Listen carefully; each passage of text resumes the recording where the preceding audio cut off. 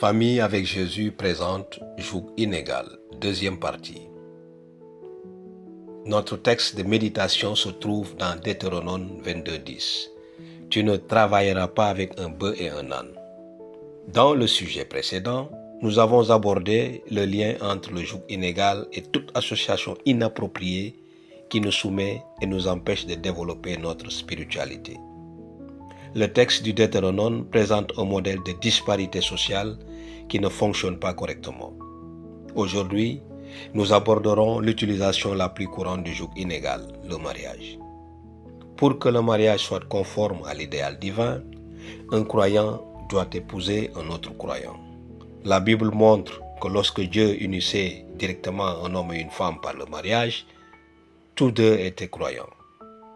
Bien que les coutumes païennes encouragent le mariage avec qui que ce soit, Genèse chapitre 16, Israël reçut l'ordre explicite de ne pas épouser d'étrangers qui les inciteraient à adorer des divinités étrangères, comme dans Deutéronome 7, versets 1 à 5. Lorsque l'Éternel ton Dieu t'aura fait entrer dans le pays dont tu vas prendre possession, et qu'il aura chassé devant toi plusieurs nations, les Hétiens, les Girgasiens, les Amoréens, les Cananéens, les Phérésiens, les Éviens et les Jébusiens, cette nation plus nombreuse et plus puissante que toi, l'Éternel ton Dieu te les livrera. Tu les frapperas et les détruiras par interdit.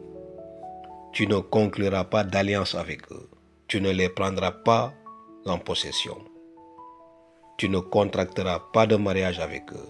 Tu ne donneras pas ta fille à son fils et tu ne prendras pas sa fille pour ton fils, car ils détourneraient ton fils de toi.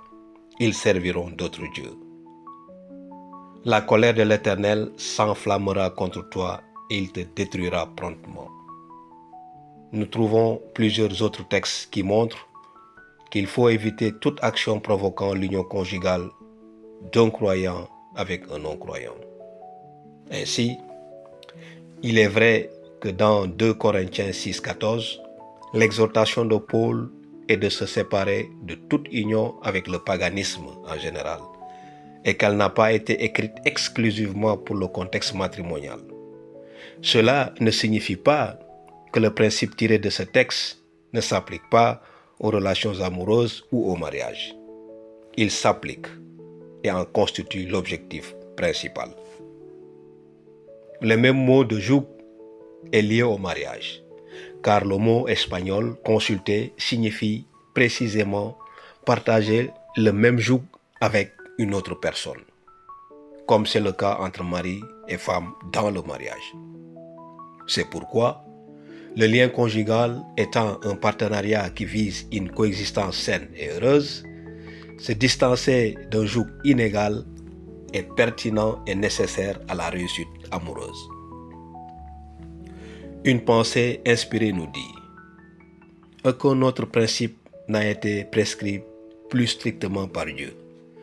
La violation de ce principe tout au long de l'histoire du peuple de Dieu a inévitablement entraîné un désastre spirituel.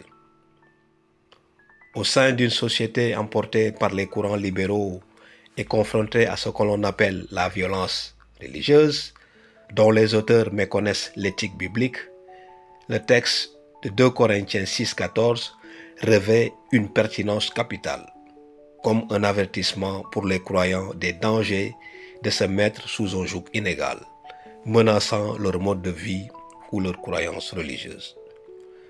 Famille avec Jésus, priez pour que chacun puisse ériger une barrière qui retiendra toutes les attaques mortelles qui tentent de détruire le mariage et la famille originelle, telles qu'elles sont issues de l'esprit et les mains du Créateur.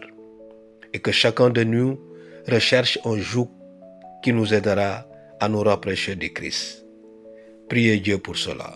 Commencez dès maintenant.